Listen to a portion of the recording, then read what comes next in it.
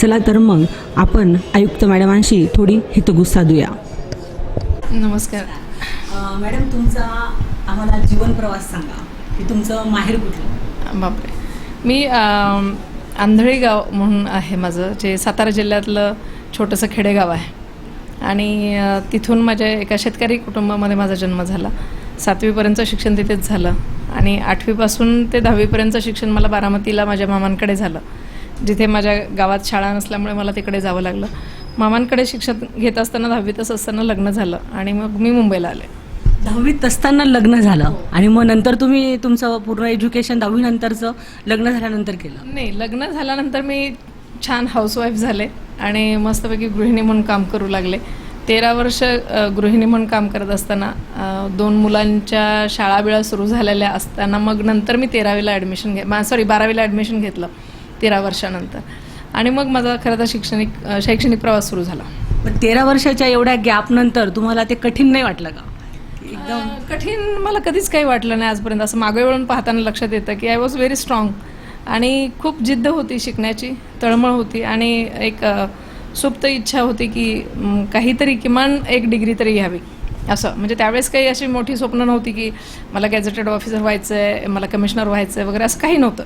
फक्त एक साधी इच्छा होती की मला ग्रॅज्युएट व्हावं. मुलांना असं लाज वाटू नये की आपली आई 10वी आहे म्हणून सांगायला, म्हणून किमान ग्रॅज्युएट आहे एवढं मुलांना सांगता यावं, इतकी माफक इच्छा होती. बरं, मग 12वी नंतर तुम्ही ग्रॅज्युएशन केलं, BA BSc काय? मी 12वी नंतर SNDT विद्यापीठामधून काय म्हणतो आपण करस्पॉन्डन्स डिग्री घेतली आणि त्यामध्ये मी BA केलं समाजशास्त्र घेऊन. त्यावेळेस पण मी माझ्या मुलीला कॉलेजला घेऊन जायचे आणि मुलीला घेऊन बसवायचे आणि मुलगा शाळेत जायचा आणि मी माझं कॉलेज करत होते. मग तुम्हाला असं कुठे म्हणजे ताळमेळ, ॲक्च्युली ती तर तुमची तारेवरची कसरतच होती.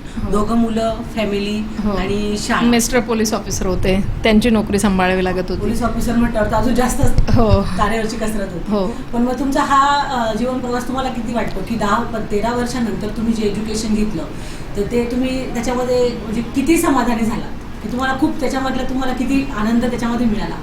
नाही, आय वॉज सो सॅटिस्फाईड, कारण मला चांगले मार्क्स मिळाले होते 12वीत सुद्धा. म्हणजे एवढ्या वर्षानंतर मी 12वी केली आणि सगळे क्लासेस मी स्वतः शिवणाचे क्लासेस चालवत होते, एम्ब्रॉयडरीचे चालवत होते, फॅब्रिक पेंटिंगचे क्लासेस घेत होते, मुलांचा अभ्यास घेत होते, मुलं फर्स्ट येत होती वर्गामध्ये आणि मिस्टरांची पोलीसची नोकरी आणि शिवाय मी फॅशन डिझायनिंगचा बिझनेस करत होते. हे सगळं करत असताना मी 12वी केली आणि तरी मला फर्स्ट क्लास मिळाला, FY/SYला फर्स्ट क्लास मिळाला. So I was so happy. हां. आणि मॅम, आता तुम्ही म्हटलं की तुझे मिस्टर पोलीस डिपार्टमेंटला होते, मग तुम्हाला त्यांचा किती सपोर्ट होता? अगोदर 12वीला जास्त नव्हतं, कारण त्यांना असं वाटायचं की म्हणजे मी त्यांच्यापेक्षा खूप लहान असल्यामुळे वयाने ते करते तर करू दे अशा पद्धतीने मला त्यांनी एक बालहट्टासारखं ते केलं होतं, स्त्रीहट्ट किंवा बालहट्ट म्हणून. परंतु नंतर त्यांना कळलं की एवढे व्याप सांभाळून जर का फर्स्ट क्लास मिळतो आहे तर शी कॅन डू इट. आणि मग त्यांनी खूप सपोर्ट केला, खूप म्हणजे खूपच सपोर्ट केला. परंतु दुर्दैवाने तो फक्त 3च वर्ष राहिला मला सपोर्ट आणि 3ऱ्या वर्षाला मी BAच्या शेवटच्या वर्षाला असतानाच त्यांचं निधन झालं. आणि त्याच्यानंतर मग तुम्ही एवढा पूर्ण प्रवास मुलांना सांभाळून म्हणजे तुम्हाला मुलांना नुसतं सांभाळणं नव्हतं त्यावेळेस, तर मिस्टर गेले त्यावेळेस माझ्याकडे 1 नया रुपया नव्हता. राहायला घर नव्हतं मुंबईमध्ये, नोकरी नव्हती, खर्चायला पैसे नव्हते आणि 2 वेळचं जेवणसुद्धा मिळण्याची हे नव्हती, सोय नव्हती.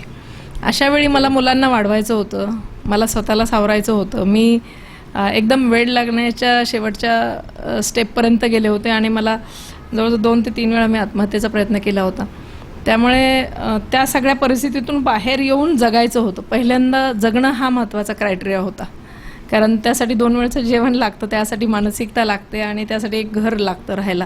तर ह्या कुठल्याच गोष्टी माझ्याकडे नव्हत्या.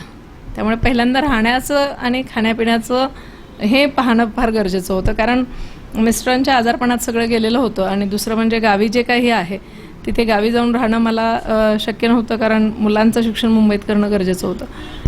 सो आणि मग तुमचं नंतरचं मग तुम्ही ग्रॅज्युएशन नंतर मग ह्याच्या एक्झाम दिल्या तुम्ही MPSC वगैरे, तर मग तिथं तुम्हाला किती संघर्ष? नाही, मिस्टर गेल्यानंतर मी 2 वर्ष पोलीसमध्ये नोकरी केली. ती करत असताना मी घर मिळवलं, ती करत असतानाच मी BA कंप्लीट केलं आणि ती करत असतानाच मी MPSCची राज्यसेवा परीक्षा जी आहे ती पहिली परीक्षा दिली. आता यामध्ये काय झालं होतं की माझा पहिला आणि शेवटचा अटेम्प्ट होता. माझं वय संपलेलं होतं आणि माझा मुलगा 11वीत होता, मुलगी 7वीत होती. मुलांनी स्वयंपाक आणि घराचा संपूर्ण ताबा घेतला. ते जेवण बनवायला लागले आणि सगळं घरातलं ते सांभाळायचे आणि मी 20 तास अभ्यास करायचे. रोज 20 तास अभ्यास होत होता माझा. आणि पोलीस मुख्यालयातली नोकरीसुद्धा मी 1 वर्ष केली, म्हणजे MPSC करत असताना. आणि नंतर मग माझी ती नोकरी पण गेली आणि मग मी कंपल्सरी आणि 100% असं MPSCला अभ्यास करू लागले. तेव्हा माझ्या दोन्ही परीक्षा पुढच्या मग 20-20 तास अभ्यास करून दिवसाला पूर्ण केल्या. खरंच तुमचं म्हणजे काय बोलावं मला समजत नाही आहे. ती चिमणीची गोष्ट मला आठवली या ठिकाणी, की ती चिमणी चोचीमध्ये जे पाणी घेऊन आग विझवते, तर ती म्हणते की नाही, मी प्रयत्न करत राहील, जोपर्यंत माझ्या जीवात जीव आहे तोपर्यंत माझं यश मला मिळत नाही तोपर्यंत ते मिळेल. आणि खरंच तुम्ही तसंच उदाहरण आमच्यासमोर आहात आत्ता तरी. आणि अस्तित्वासाठी लढाई होती. एक स्वतःचं अस्तित्व सिद्ध करायचं होतं. जो समाजाकडून मिळालेला म्हणजे काय म्हणतो आपण, जे इग्नोरन्स होता किंवा ज्या पद्धतीने समाजाने पाठ फिरवणं असतं ते मला दिसलं होतं आणि मला ते सगळं मोडून काढायचं होतं.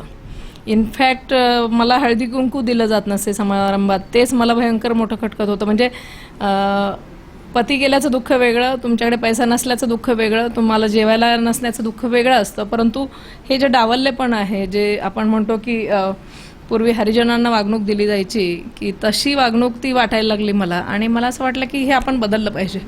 सो माझ्याकडे एकच चान्स होता की मला MPSC करून राज्यसेवा द्यायची होती. आणि एकदा परीक्षा पास झाल्यानंतर मला तेच लोक हळदी कुंकवाला प्रथम प्रमुख पाहुणे म्हणून बोलवायला लागले.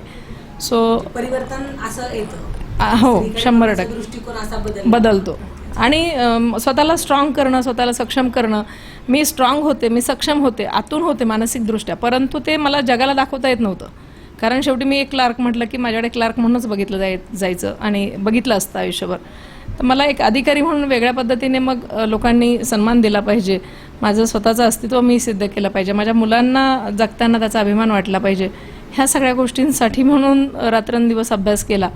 आणि वयाच्या 35व्या वर्षी म्हणजे लग्नानंतर 19 वर्षांनी ती परीक्षा देऊन मी पहिल्या प्रयत्नात पास झाले. आणि तिथे 3.5-4 लाख मुलं असतात IITची आणि इतर जी कॉम्पिटिशनला असतात, त्यामधून फक्त 182 मुलं निवडली जाणार होती.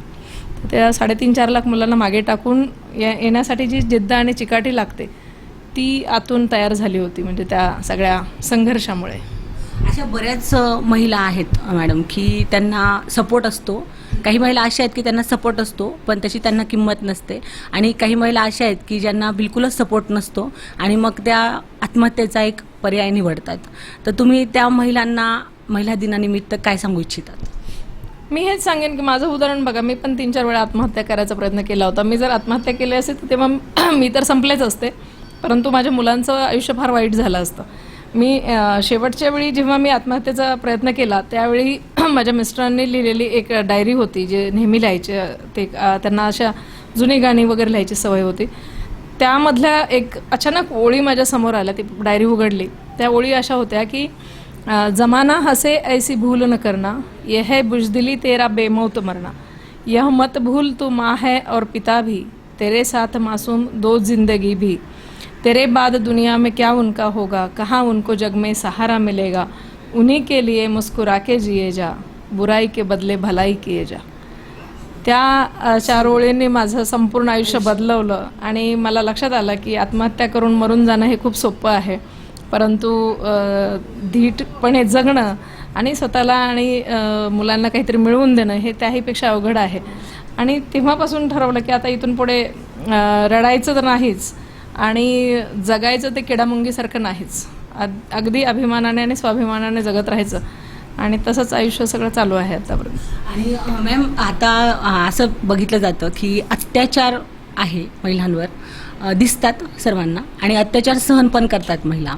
तर तुम्ही स्वतःचं उदाहरण बघितलं आपण, तर तुम्ही म्हटलं की मी त्या परिस्थितीमध्ये म्हणजे तुम्हाला सपोर्ट होता आणि नंतर तो सपोर्ट निघाला, पण तरी तुम्ही स्वतःच्या कर्तृत्वावर सर्व करून दाखवलं. पण ज्या महिला अत्याचार सहन करतायत आत्ताच्या परिस्थितीत, तर त्यांना तुम्ही काय सांगाल अत्याचाराबद्दल? कौटुंबिक अत्याचार असतात तर ते बहुतेक वेळा असे भावनेपोटी सहन केले जातात, कधीतरी प्रेमापोटी सहन केले जातात, कधीतरी कर्तव्यापोटी सहन केले जातात. तर ते अत्याचार मला असं वाटत नाही त्याला अत्याचार म्हणावं. म्हणजे अगदी पराकोटीचा असेल तर तो अत्याचार होतो, परंतु थोडाफार सासूरवास, थोडाफार त्रास तर सर्वच महिलांना होत असतो. आणि काही महिलांना जसा त्रास होतो तसा पुरुषांनाही होत असेल बायकांकडून त्रास, असं नाही की होत नसेल. म्हणून आपण लगेच त्याची काही टोकाची भूमिका वगैरे घ्यावं असं मला वाटत नाही. परंतु मुळात अत्याचार सहन करणं हा एक कायद्याने गुन्हाच आहे आणि तसा खरोखर अत्याचार असेल तर तो सहन करायची काही गरज नाही आहे. परंतु जर आपली जवळची नाती आहेत तर माझ्या पुस्तकात तुम्ही वाचलं तर तुमच्या लक्षात येईल की मीही सामान्य कुटुंबातून सर्वसामान्य गोष्टींना फेस करून वरती आले आहे आणि आजही माझे सासूबरोबर, माझ्या नंदांबरोबर चांगले संबंध आहेत आणि मला खूप प्रेम देतात ते लोक. मला आनंद वाटतो की माझ्याकडे अशी लोक आहेत. त्यामुळे म्हणजे अत्याचार हा कोणत्या प्रकारे तुम्ही घ्यावा हा भाग असतो. दुसरं म्हणजे तो कदाचित त्यावेळचा तो कालावधी असतो की तेवढ्याच पुरता असतो, नंतर ती लोक काही वेळा बदलतात, तर आपण त्यांना माफ केलं पाहिजे. मॅडम, जागतिक महिला दिनाच्या तरुण पिढीला आणि सर्व महिला वर्गाला तुम्ही काय संदेश द्याल? ॲक्च्युली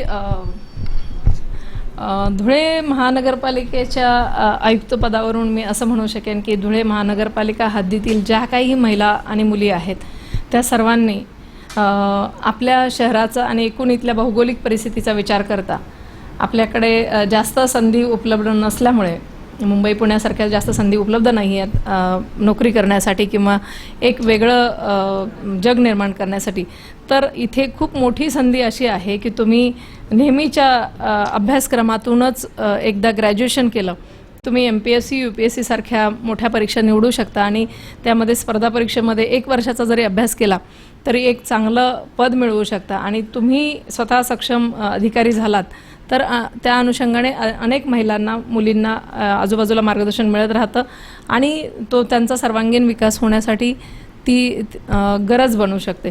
सो अशा पद्धतीने मला असं वाटतं की सर्व महिला, मुली आणि तरुण मुलांनी जास्तीत जास्त प्रशासकीय सेवेत यावं. 1च वर्ष अभ्यासाची गरज असते आणि त्या अभ्यासामध्ये तुम्हाला तुमचं आयुष्य बदलवून टाकणारं यश मिळू शकतं. धन्यवाद मॅम, तुम्हाला आमच्याकडून जागतिक महिला दिनाच्या हार्दिक शुभेच्छा.